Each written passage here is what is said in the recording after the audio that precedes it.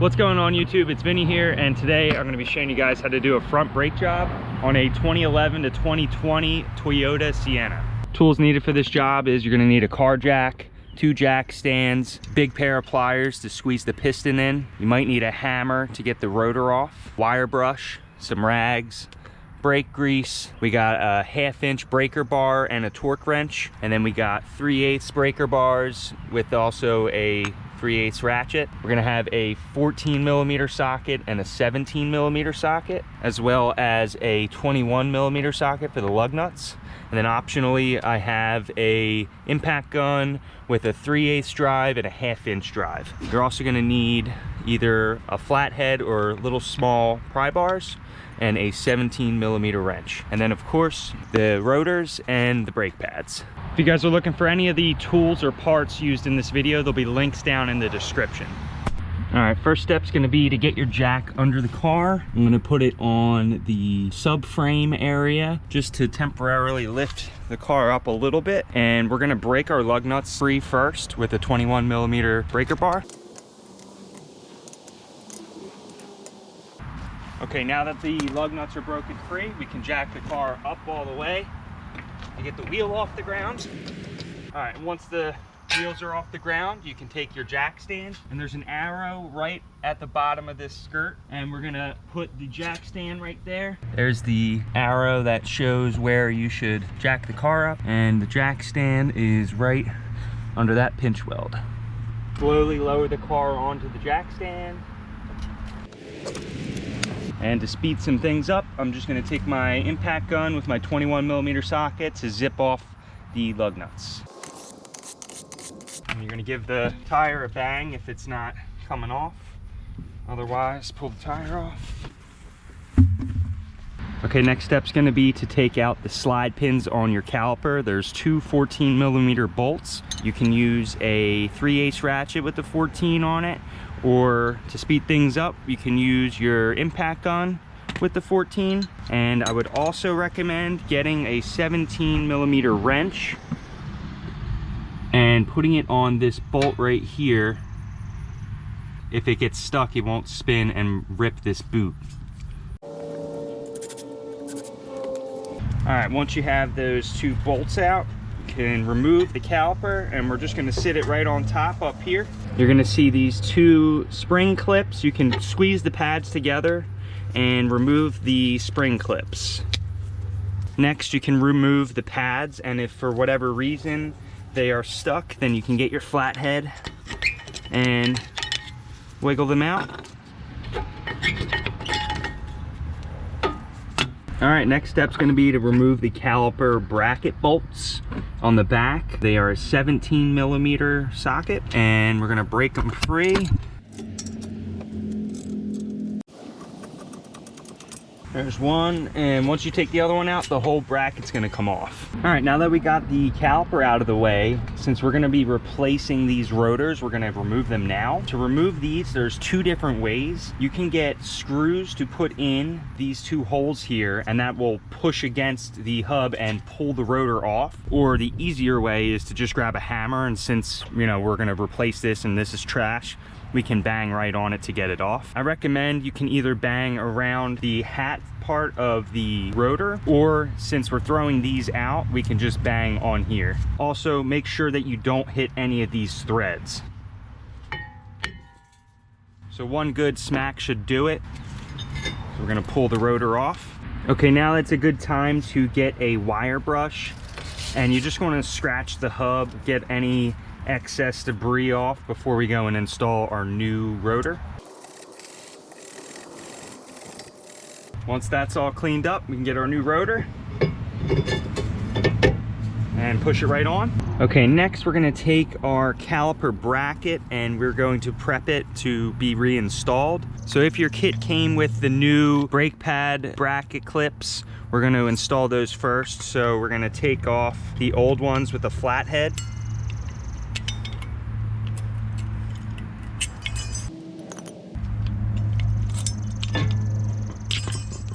They just kind of pry up like that.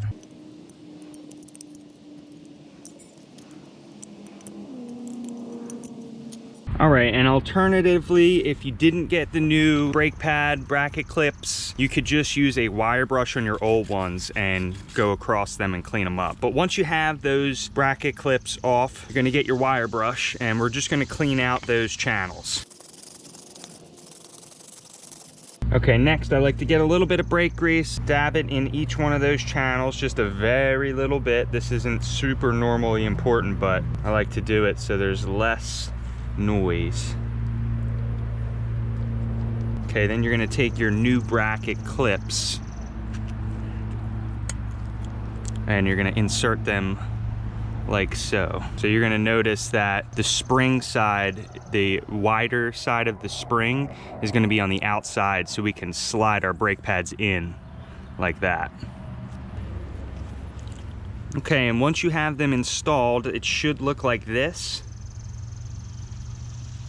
Okay, next we're gonna take out our caliper slide pins. We're gonna do one at a time because they are different. Now, when this caliper is mounted on the car, the top pin is gonna be a little bit longer than the bottom pin. You'll see what I mean when we remove them. So we're gonna do the top pin first.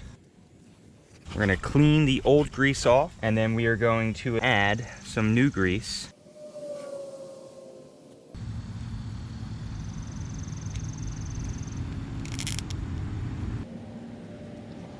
Now we're gonna remove the bottom pin.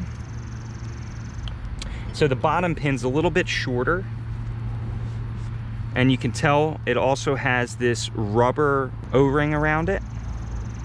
So you're gonna add some new grease, and we're gonna reinsert that pin. Wipe off the excess grease. Okay, next we're ready to install the caliper bracket back on. First, I'm gonna push the rotor back in and just put a lug nut on the bottom to help it from falling out. We're gonna grab our caliper bracket and a 17mm bolt and reinstall the bracket. Grab your other 17mm, put it on the bottom. Okay, you're gonna go ahead and torque those two bolts down to 79 foot-pounds. Once you have the brake caliper bracket on, you're ready to prep your brake pads. So these new pads came with little squealers. We call them squealers. And you're gonna install those on the top of the brake pad. So if you take your brake pad, say this is the outside brake pad, and you have your squealer here, it's gonna clip right on the top. They also call these wear indicators. And you're gonna have that like flat piece sticking in towards where the brake pad is. So as the brake pad gets thinner and wears down, these will scrape along the rotor and let you know that your brake pads are low and need to be replaced. Next, I take my brake pad and I just put a little bit of grease on either end where it's gonna be making contact with the metal bracket clips. Good way to get these pads in there is you're gonna put them in on an angle. So you're gonna get the top and the bottom in, and you're gonna kind of rotate it in like that, and then it should push right in. Now see, the top actually got held up on this squealer, so you're gonna push that down a little bit as you're putting it in, and you'll see it fits in there snugly.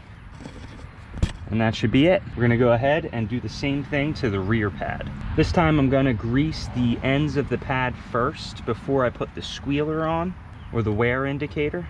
So I just put a very little bit of grease here so it has a better time sliding in those slots. And we're gonna put our wear indicator on the top, which is this side.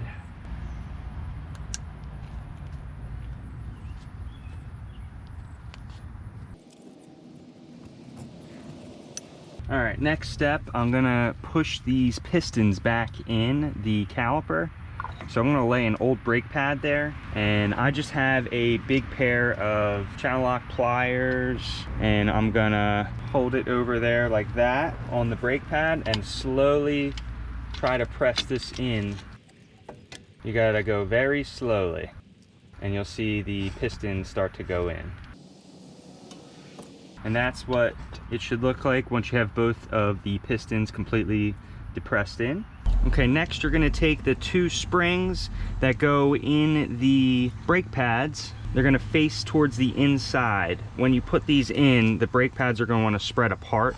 So you're gonna wanna have to have a hand on the pads to hold them together. And it should look like this once you're done.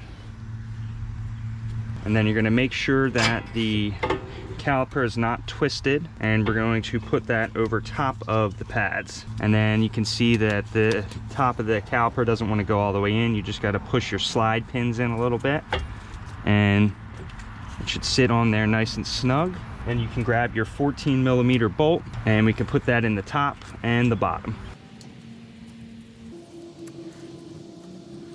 Okay, next you can torque these brake caliper slide bolts down to 29 foot-pounds. Remove that lug nut. And we will put the tire back on. And then before we go to drive this car, we're gonna pump the brake pedal until the pedal gets stiff. We're gonna tighten these down in a star pattern. Then I'm gonna lower the car just a little bit till the tire's on the ground, and we're gonna torque these down to 76 foot-pounds.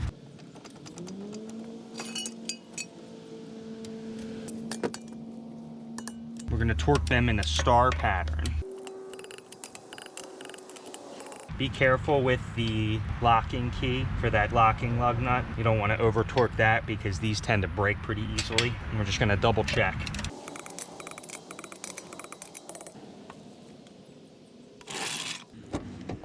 All right, then you guys just want to make sure last you pump the brakes a few times, and you should feel the brake pedal get very stiff, and that should be good.